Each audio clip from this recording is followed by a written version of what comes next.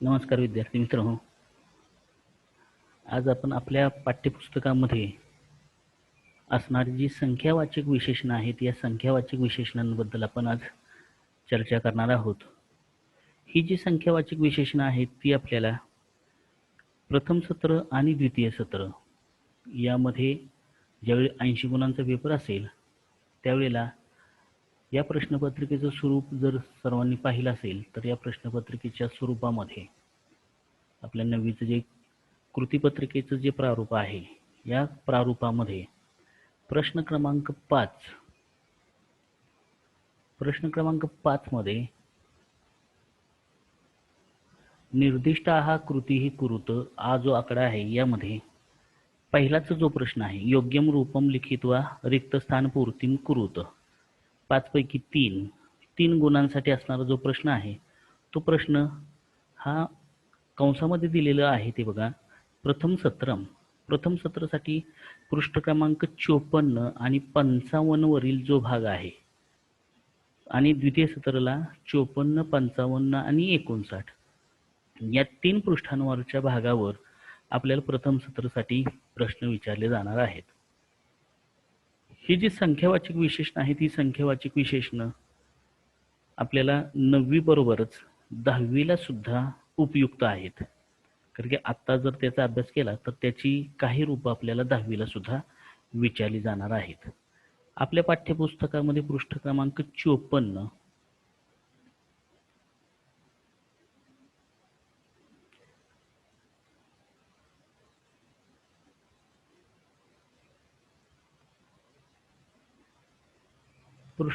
54 वर संख्या विशेषणे हा जो तृतीय घटक आहे यामध्ये तुम्हाला ही संख्यावाचक विशेषणं वाक्यांमध्ये कशी वापरली जातात, त्यामध्ये त्या संख्यावाचक विशेषणांची रूप लिंगानुसार वचनानुसार कशी बदलली जातात याविषयी माहिती सांगितली। प्रथम सत्रासाठी हे 54 आणि 55 ही जी 2 पृष्ठ आहेत या 2 पृष्ठांचा अभ्यास आपल्याला करावायचा आहे। आता ही संख्यावाचक विशेषण म्हणजे नेमकं काय हे पाहण्यापूर्वी विशेषणांबद्दल आपण इयत्ता 8वी मध्ये चर्चा केली होती की विशेषण म्हणजे काय, तर विशेष्याप्रमाणे चालणारं। त्यासाठी आपण एक श्लोक देखील पाहिला होता, यद लिंगम यद वचनम याचे विभक्ती विशेषस्य तदलिंगम तद्वचनम साचे विभक्ती विशेषणस्य। म्हणजे ज्या लिंगामध्ये ज्या वचनामध्ये आणि ज्या विभक्तीमध्ये विशेष्य असतं त्याच लिंग वचन विभक्तीमध्ये विशेषण असतं। याच नियमानुसार ही जी आहेत ही संख्यावाचक विशेषण आहेत। याच्यापूर्वी आपण काही धातुसाधित विशेषण बघितली किंवा काही विशेषण बघितली, यांचं रूप कशा प्रकारे तयार होतात हे देखील पाहिलेलं आहे। तर पाहूया संख्यावाचक विशेषणे पृष्ठ क्रमांक 54 आणि 55 पृष्ठावर जो भाग आहे त्याविषयी आज माहिती आपण घेऊया। आज आपण त्यातला काही प्रारंभीचा भाग फक्त आपण पाहणार आहोत। या प्रारंभीच्या भागामध्ये आता सांगितल्याप्रमाणे जो श्लोक तुम्हाला सांगितलेला आहे की विशेष्य आणि विशेष्यांचा संबंध, तर त्याविषयीची माहिती आपल्याला असणं गरजेचं आहे की ज्या लिंग वचन विभक्तीमध्ये विशेष्य असतं त्याच लिंग वचन विभक्तीमध्ये विशेषण असतं। बघा संख्या विश्वम, आता या संख्या विश्वम मध्ये या पहिल्या संख्या विशेषणाने या पाठामध्ये मातामही आणि पुढे जे 6 विद्यार्थी बसलेले आहेत ते त्यांचे दौहित्र नाते नातू आणि नाती या बसलेले आहेत आणि त्यांच्याशी चर्चा करत असताना आजीनं ही संख्या विशेषणे वाक्यांमध्ये कशी वापरली जातात हे त्यांच्या संवादामधून आपल्याला सांगितलेलं आहे। संवाद अत्यंत सोपा आहे।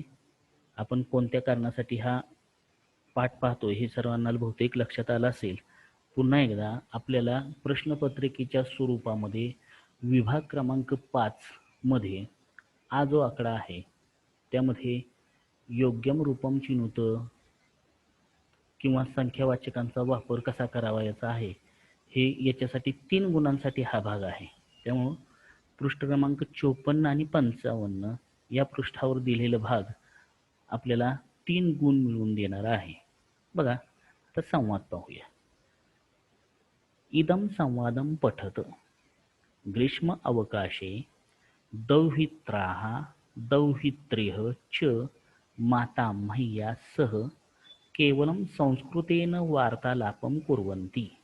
म्हणजे इथं मातामही आजी आणि त्यांची नातवंड ही संस्कृतमध्ये वार्तालाप करतायत. संस्कृत भाषेचा वापर त्यांनी संवादामध्ये केलेला आहे. आणि हा जो संवाद जो आहे तो संवाद अत्यंत सरळ साध्या सोप्या वाक्यांमध्ये केलेला आपल्याला आढळून येतो. अशा प्रकारची जी वाक्य आहेत ती वाक्य या आपल्या संवाद उतार्यामध्ये आपल्याला पाहायला मिळणार आहेत. पुन्हा एकदा बघा, ग्रीष्म अवकाशे. ग्रीष्म म्हणजे उन्हाळा, अवकाश म्हणजे सुट्टी. उन्हाळ्याच्या सुट्टीमध्ये दौहित्रा हा दौहित्र नातवंड, नाती नातू अशा अर्थाने तो शब्द आहे. च मातामह्यासह. मातामही हा शब्द चालवला तर त्याचं तृतीय विभक्तीचं एकवचन मातामह्या. सह या अव्ययाचा अर्थ बरोबर आणि या अव्ययाला तृतीय विभक्तीची अपेक्षा म्हणून मातामही या शब्दाची तृतीय विभक्ती योजलेली आहे. केवळ संस्कृतेन वार्तालापम कुर्वन्ति. केवळ संस्कृत भाषेमध्येच वार्तालाप करीत आहेत. कुर्वंतीमध्ये धातू कृ कर 8 उभयपदीचा लट लकाराचं ते प्रथम पुरुषाचं बहुवचन आहे. मातामही तेभ्यः संस्कृत भाषायाः विशेषान् कथयति. आजी तेभ्यः तत्सर्वनाम चालवलं तर पंचमीचं बहुवचन त्यांना संस्कृत भाषायाः संस्कृत भाषेची विशेषान् कथयति वैशिष्ट्य सांगते. संस्कृत भाषेमध्ये वाङ्मय कसं आहे, साहित्य कसं आहे, ग्रंथसंपदा कशी आहे, या भाषेची वैशिष्ट्य कोणती आहेत, वाक्यरचनेची वैशिष्ट्य कोणती आहेत, याविषयी आजी आपल्या नातवंडांना सांगत आहे. मातामही अस्माकं बाल्यकाले दूरदर्शने एकात्मतायाः एकं गीतम आसीत् तद् गायामः.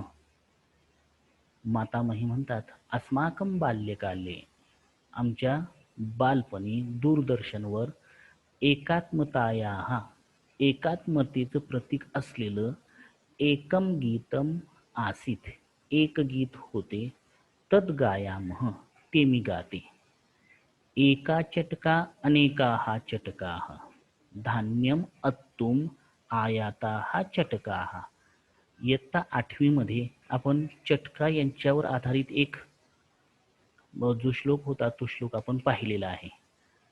हा श्लोक पाहत असताना आपण यामध्ये संख्यावाचक विशेषणांचा वापर कसा केलेला आहे तो प्रारंभी पाहूया. एका चटका हायलाइट केलेले शब्द आहेत ते आवर्जून बघा. एका हे संख्यावाचक विशेषण आहे, संख्या त्यामध्ये दाखवली. चटका म्हणजेच चिमणी, एक चिमणी. आणि चटका हा शब्द स्त्रीलिंगी असल्यामुळं तिथं एका शब्द वापरलाय. परंतु वर जर बघितलं तुम्ही एकम गीतम, गीतम हा शब्द नपुंसकलिंगी आहे, त्यामुळं गीतम नपुंसकलिंगी असल्यामुळे एकम ह्या संख्यावाचक विशेषणाचं एकम हे नपुंसकलिंगी रूप वापरलेलं आहे. ह्या बाबी ज्या प्रारंभी सांगितलेल्या आहेत त्या थोड्याशा बारकाईने पहा. चटका म्हणजेच चिमणी. पुढचा शब्द आहे तो संधी लक्षात आला असेल बघा, अनेकाहा चटकाहा. विसर्ग संधीचा नियमानुसार विसर्गाच्या पुढे च किंवा छ आल्यास त्या विसर्गाचा श होतो, म्हणून तिथं अनेकाहा चटकाहा तिथं त्या विसर्गाचा श झाला आणि तो उलट्या 4 प्रमाणे जो दिसतोय तो म्हणजे श. आपण हे पाठीमागे पाहिलेलंच आहे. अनेकाहा चटकाहा. धान्यम अत्तुम, धान्य धान्य. अत्तुम यामध्ये अद धातू आहे. अद धातूचा अर्थ खाणे, धान्य खाण्यासाठी. ते तुमंतव्य आहे बघा, अद धातूचं तुमंतव्य, धान्य खाण्यासाठी. चटकाहा आयाताहा चिमण्या. आयाताहा आ अधिक या 2 परस्मैपदीचा धातू आहे आणि त्याचं ते क्त रूप आहे आणि स्त्रीलिंगी प्रथमेचं बहुवचन. आयाताहा आलेले आहेत. वाक्याचा अर्थ दोन्ही या श्लोकाचा अर्थ बघा, एक चिमणी अनेक चिमण्या. धान्यम अत्तुम चटकाहा आयाताहा.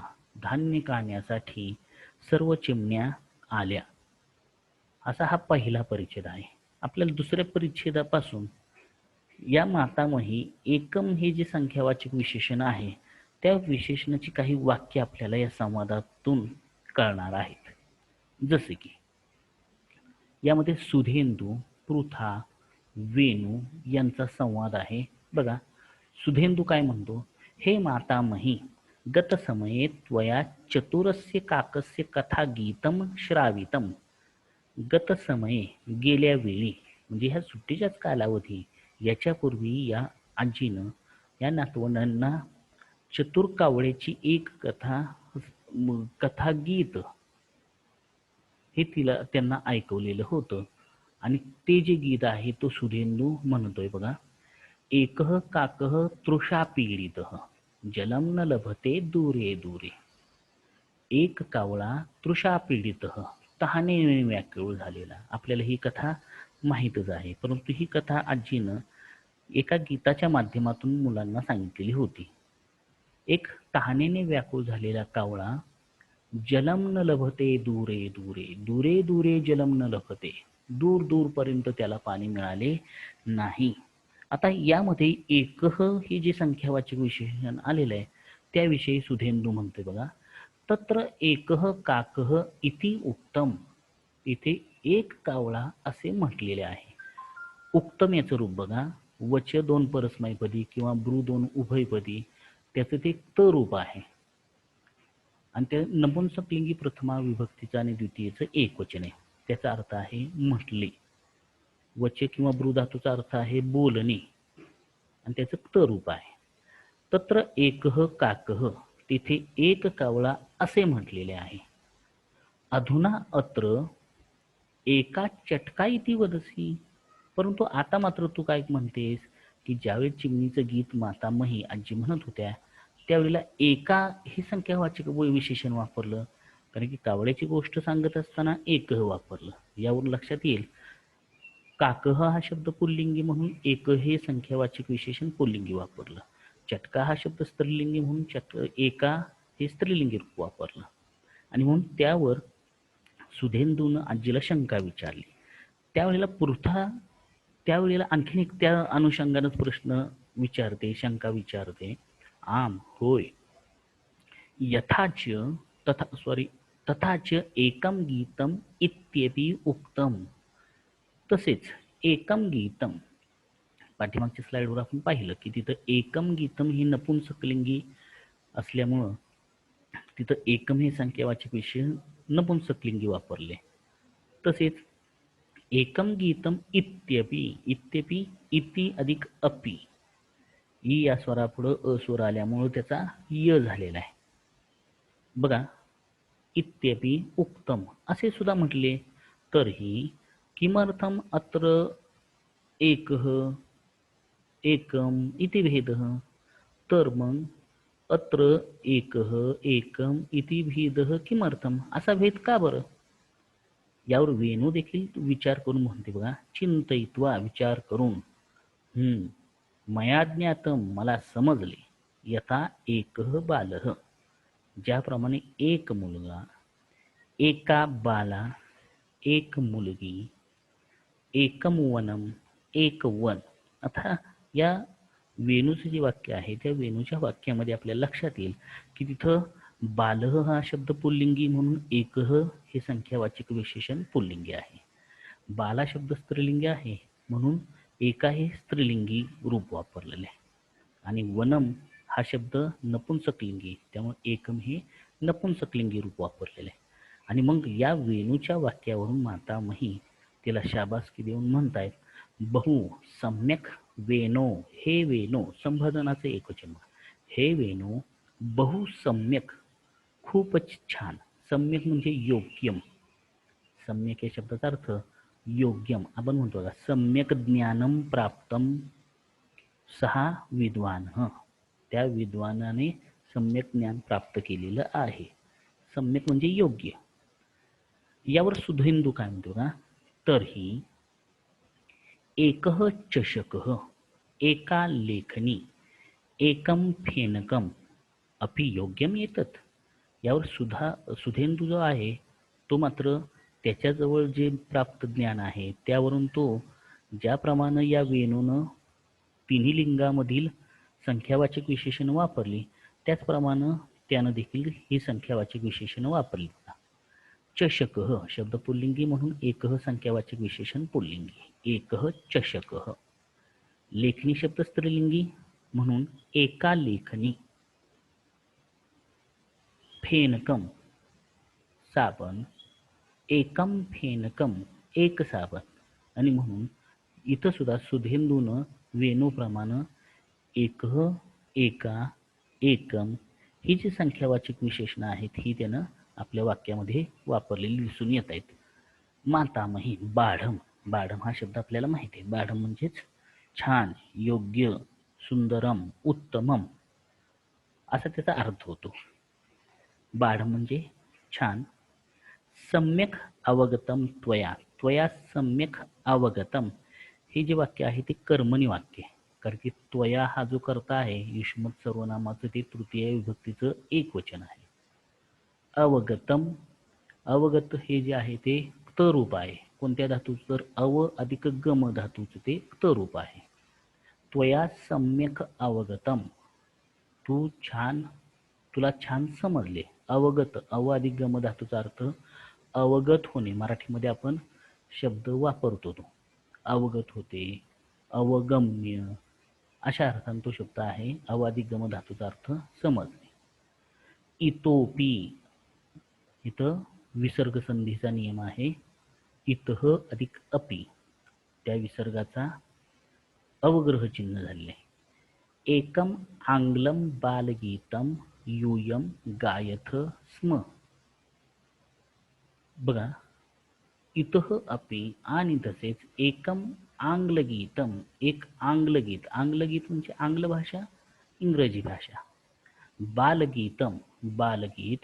यूयम गायथ तुम्ही गायलेले होते. स्म अव्यय आहे. स्म अव्ययाचा उपयोग वाक्यामध्ये लट लकाराच्या पुढे हे स्म अव्यय वापरलं की ते वाक्य भूतकाळी होतं. आणि म्हणून तुम्ही गायलेले होते. अपि स्मरथ पुन्हा इथे एक टीप महत्वाची. वाक्याच्या प्रारंभी अपि हे अव्यय आलं की वाक्य भूतकाळामध्ये किंवा त्याचं प्रश्नार्थक वाक्य होतं. अपि हे अव्यय वाक्याच्या प्रारंभी आल्यास वाक्य प्रश्नार्थक होते. अपि स्मरथ हे तुम्हाला आठवते का? बघा मातामही यावर म्हणतात बघा बाढम छानच. सम्यक अवगतम त्वया तुला छान समजले. इतः अपि तसेच आपण एकम आंग्ल बालगीतम एक इंग्रजी बालगीत तुम्ही गायलेले होते. अपि स्मरथ हे तुम्हाला